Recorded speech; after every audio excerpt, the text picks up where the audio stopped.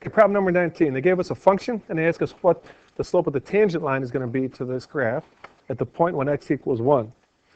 So this problem is exactly the same type of problem that we saw in problem number 17, only it's phrased a little differently. All right, first of all, when you see slope of a tangent line, we're thinking derivative. There's a couple ways we could go about this, but here's what most of us would do.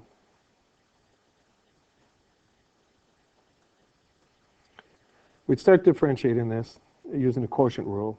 So we're going to say y prime equals low d high, derivative of 1 is 0, minus high d low. Now, it's going to be interesting here because in the denominator we've got a product, so we're going to have to use the product rule. Let's see what we can get here. We'll get the first function times the derivative of the second function plus the second function times the derivative of the first function. The derivative of an exponential function is the exponential function itself times the natural log of the base times the derivative of the exponent. All right. And that's all over low d high minus high d low, all over low squared, and go Mustangs go. Feel free to pause this video and let that sink in for a minute before continuing if you'd like.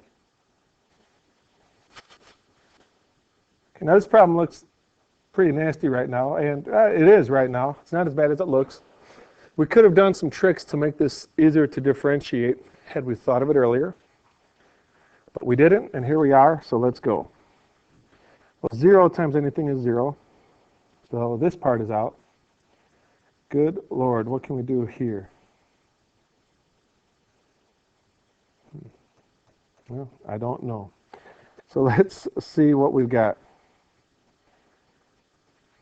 Oh man, I just realized this is going to be nice. Way back in the beginning, they said evaluate it when x is 1. So now I can be putting in any crazy values here. X is 1.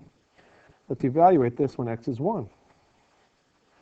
So those are going to have negative 1 times the quantity, e to the 2 times 1 power, e squared, times 1. So right here, e to the 2 times 1 times 1. Plus 1 minus 2, which is negative 1, times e to the 2 times 1, e squared, times ln of e, we all know that's 1, times 2.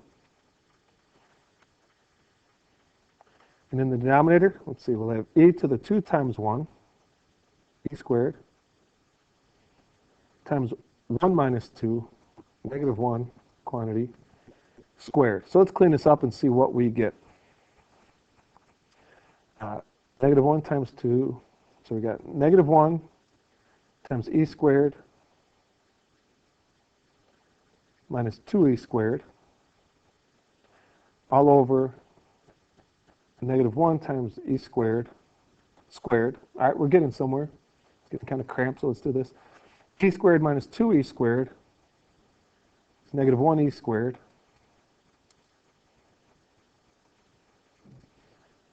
Negative 1 squared is 1, e squared squared is e to the 4th power. On top, negative 1 times negative 1 is positive 1. E squared over e to the 4th power.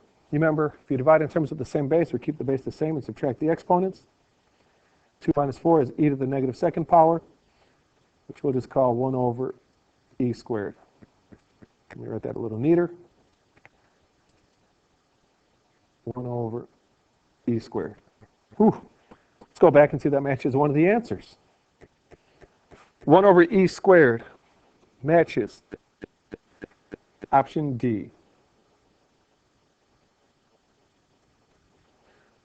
Boy, you got to like these review problems. They give you an opportunity to review multiple rules and multiple scales all within the same problem.